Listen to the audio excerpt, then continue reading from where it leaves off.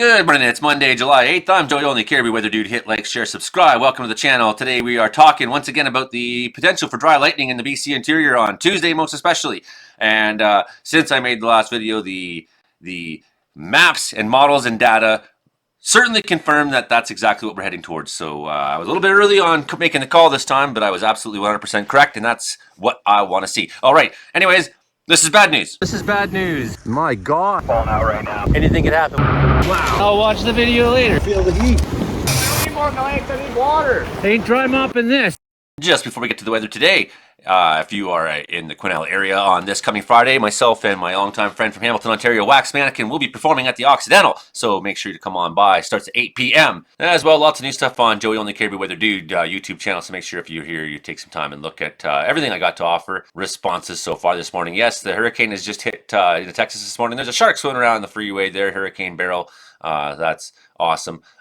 Anyways, I don't make these forecasts to freak you out or scare you, or I promise you I am spending a lot of time outside enjoying my life. Most especially, I live here in the mountains. I spend every day, I spend a part of my day out in the mountains. I don't know where you're from, Justice, and how much time you spend in the mountains, but you know, maybe you could learn a little bit from me, both how to live and how to appreciate weather. This is planet Earth, this pale blue dot. Everybody who's ever joined a weather group just to tell people, it's just weather happens, like 19,000. Oh, he's right, let's leave the weather group now and stop talking about weather.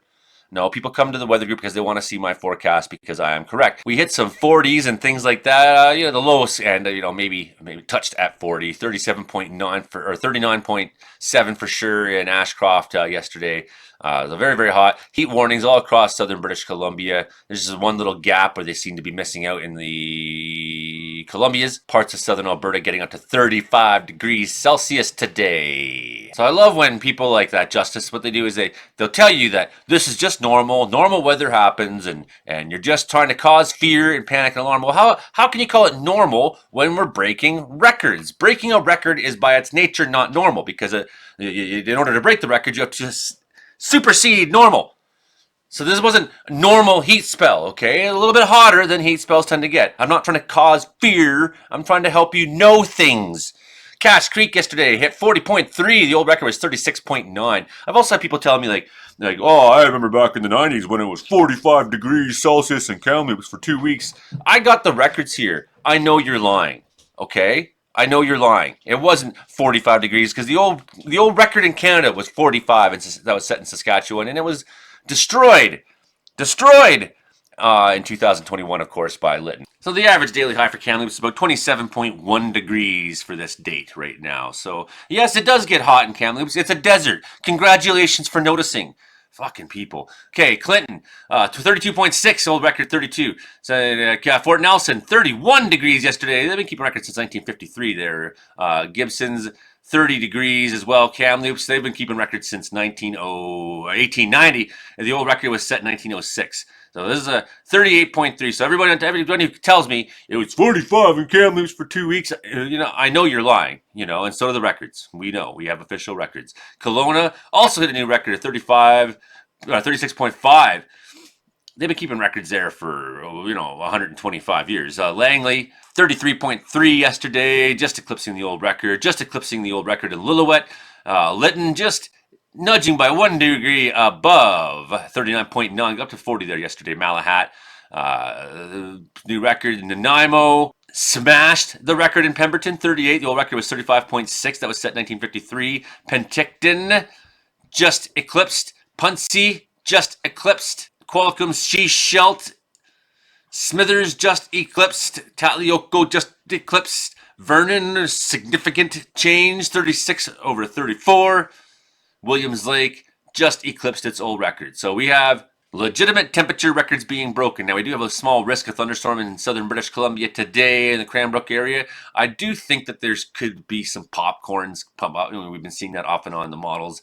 Okay, this is actually my third time doing this, so I'm getting really annoyed. I don't usually make 3 takes of a weather video. I've already been like an hour recording. I've got like nothing done. So Monday, a little bit of thunderstorm activity in southern BC. Yes, we know that. That's coming.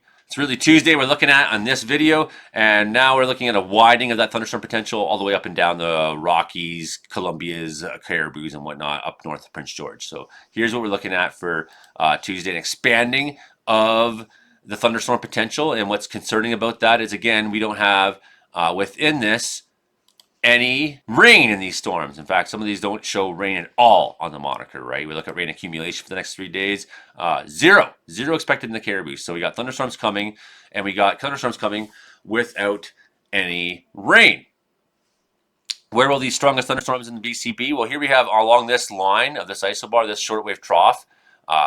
What's looking really good is anything along this side of the line. And we're going to look at convective potential energy in a second. How explosive can thunderstorm growth become? So often in BC, you see almost no Cape values. So you're going to see the first little bit pops up in the Coast Mountain, but watch this. And boom, 2,400 joules per kilogram. 2,600 joules per kilogram. Well, let's have a look at this objectively for a second. So that's the highest Cape value anywhere outside of an area where you expect to see high Cape value. So, of course, the Caribbean explosive for Cape value. That's storms are popping there all the time. Clouds are nonstop rising and falling. That's Caribbean. That's Cape country. Certainly some large thunderstorm activity in Mexico tomorrow as well. But here's this blob in BC, one of the strongest Cape values in all of North America, away from the oceans at least. So that's what on Tuesday, when you watch that, where that Cape value is, and you watch where the thunderstorms pop in, and you watch how the two of them collide in together. So this is where we see most likely our strongest thunderstorms in BC interior, right here in my own backyard tomorrow. So I'm very stoked about that. Well, where is that exactly? That exactly is right near Bowen River, right? So I can go to one of my favorite spots right here up by Wolverine Mountain and look out that way. Or I can go to one of my favorite spots right here at Two Sisters Mountain. Nice spot to park right here that looks out towards the valley. So somewhere in the Bowen River Valley is my guess for where the strongest thunderstorms in British Columbia are going to be tomorrow. Is that me fear-mongering to myself? Hey, Joey, there's going to be a really strong thunderstorm in the area tomorrow. I think I'll go out there and chase it and watch it and film it. And here's this moron. Get out there and enjoy the weather. Why are you talking about it? Why are you spreading fear and paranoia? Because a lot of us plan our days around the weather, buddy. That's why. You know how many people who follow me are actually firefighters or work in the wilderness. Some of my patron sponsors run their own wildfire companies. So they want to come to me and find out when to have their trucks ready, when to have their people ready, when to have their gear ready, when to be ready to roll, because they are trying to do a job, right? That's not fear-mongering, asshole. So a strong outbreak expected in the Cariboo on Tuesday, and it's not the only time now. We do have continuation into Wednesday. So we expected Wednesday to be sort of the beginning of quiet things. We expected the real story is the low is going to start pushing up into the north, right? Make its way in towards the Northwest Territories, more or less. So Wednesday, large thunderstorm explosive growth, Fort St. John, Fort Ware, up to Watson Lake. But then we see Cariboo expected as well. And we'll see maybe by Wednesday this will change. Meadow Lake, Saskatchewan, looking like it's going to get hammered. And then we go through a little bit of a period of quiet until Friday, which we'll make a new forecast video about in a couple days. Let's just get through Tuesday first, one weather at a time. But down here, things are a lot drier, and that's what's concerning. If we look at our buildup index right now, as I was saying, the Cariboo is one of the better places positioned to handle lots of new lightning. Not that we're completely in the clear, because we're definitely some higher indices as well. But southern BC is the area where they really can't afford to take much lightning. So we're looking at Friday being a day where they're probably going to take a lot of lightning. So that's very concerning. And why this is like a 2017 setup to me is that it starts off hot, then we have dry lightning, and then it gets hot again.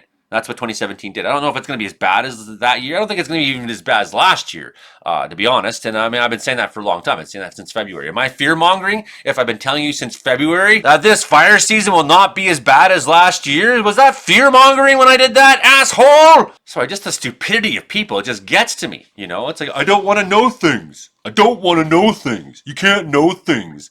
Saturday, that threat moves into the eastern part of the province. So we're not going to look too closely at anything past this because you get further out in the models. With this kind of heat, things will keep changing and times will keep changing. The dates for when things are going to happen will keep changing. But we know we got continuous heat, continuous rounds of thunderstorms, and we may even see a really widespread event in the Cariboo on Monday, right across the entire province. So you see some of these temperatures, Williams Lake, into the 30s on Wednesday, of course, 36 down in Vernon and whatnot. You jump ahead to Thursday. Going to see some improvement as that cold front moves through. The problem is those cold, dry fronts that we're getting this week are some of the ones that cause the most explosive fire growth. And part of that is because of wind.